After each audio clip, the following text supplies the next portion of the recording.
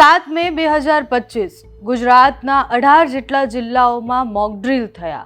અનેક લોકો એવા તમે અને હું બધા જ જેને ક્યારેય યુદ્ધના ભણકારા પણ ન સાંભળ્યા હોય એ બધાએ અંધારપટથી લઈને યુદ્ધ પહેલાં શું કરવાનું એની તૈયારીઓ કરી।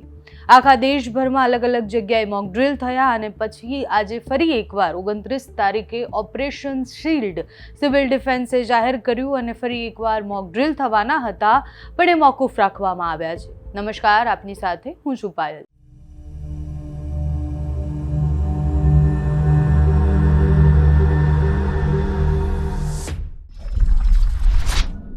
ઓપરેશન સિંદૂર પહેલાં એટલે જે દિવસે ઓપરેશન સિંદૂર રાત્રે હાથ ધરાયું એ જ દિવસે 7 મેના દિવસે રાજ્યભરમાં મોકડ્રીલ થયા હતા।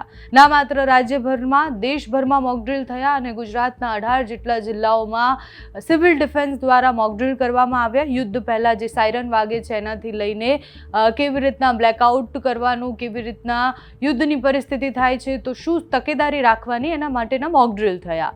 બાદમાં ઓપરેશન સિંદૂર થયું અને પછી યુદ્ધ જેવી પરિસ્થિતિમાં બોર્ડરના વિસ્તારોમાં બ્લેકઆઉટથી લઈને જે રીતના નિયમો હતા એ બધા લોકોએ પાલન કર્યા।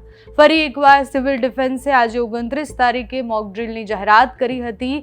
ગુજરાત, પંજાબ, રાજસ્થાન, જમ્મુ કાશ્મીર જેવા વિસ્તારોમાં આજે મોકડ્રીલ થવાના હતા। બધાને થયું કે ફરી એકવાર આ યુદ્ધ પહેલાંની તૈયારીઓ કેમ કરાવવામાં આવે છે। યુદ્ધ પહેલાંની તૈયારીઓ તો છે, મોકડ્રીલ તો છે, પણ એ મોકૂફ રાખવામાં આવી છે।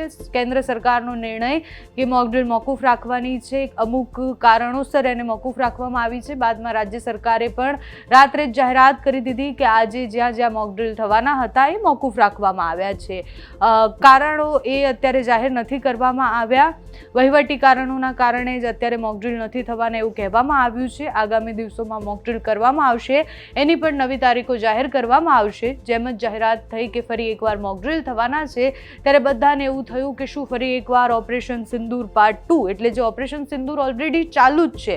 પ્રધાનમંત્રીથી લઈને સેનાએ જ્યારે ઓપરેશન સિંદૂર પૂરું થયું એના પછી પણ એવું કહ્યું હતું કે ઓપરેશન સિંદૂર એ ના માત્ર થોડા દિવસ કે પછી યુદ્ધ સુધી સીમિત નથી રહેવાનું। ઓપરેશન સિંદૂર એ અત્યારે પણ ચાલુ છે અને જ્યારે આતંકીઓ ભારત સામે હશે કે પછી પાકિસ્તાનમાં એમને જ્યારે લોકો પહોંચતા હશે ત્યારે એમના સામે ઓપરેશન સિંદૂર સતત ચાલુ રહેવાનું છે। પહેલગામ હુમલા બાદ ઓપરેશન સિંદૂર એ જવાબી કાર્યવાહી માનવામાં આવી હતી। એના પછી 7 મે બાદ ઓપરેશન સિંદૂર પછી પાકિસ્તાન તરફથી જે કાર્યવાહી કરવામાં આવી, પછી ભારત તરફથી થતી કાર્યવાહી અને યુદ્ધની પરિસ્થિતિની વચ્ચે ડોનાલ્ડ ટ્રમ્પનું વચ્ચે પડવું અને પછી જે સીઝ ફાયર થયું એ સીઝ ફાયર બાદ પણ સતત ભારત પાકિસ્તાન વચ્ચેના વાતચીત, પ્રધાનમંત્રી જે જગ્યાએ ગયા છે હમણાં એ પ્રવાસ દરમિયાન એમણે ઓપરેશન સિંદૂરની ઘણી બધી વાતો કરી છે। પ્રધાનમંત્રી જેટલી પણ જગ્યાએ ગયા છે એટલી જગ્યાએ પ્રધાનમંત્રીએ પાકિસ્તાનને ચેતવણી પણ આપી છે